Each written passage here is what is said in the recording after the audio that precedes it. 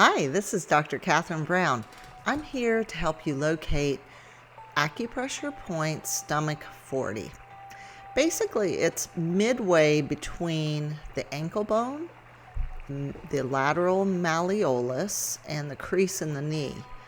And so if you run your finger up the tibia and then cross over the muscle tibialis anterior, you're going to come to a dip.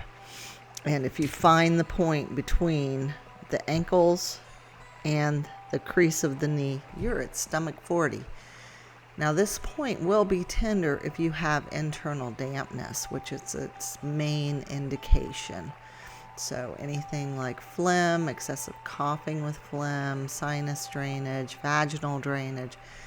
There's a whole page on spleen qi deficiency and internal dampness that you can find at agelessherbs.com, and it'll explain internal dampness to you.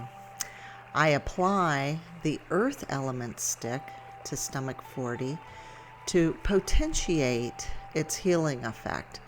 So the earth element stick has essential oils in it that actually will activate the point, that have an affinity for this whole energetic system, and it will make your whole treatment more potent. To learn more about acupressure, go to Ageless Herbs, click on the Learn About tab, and Acupressure Directions.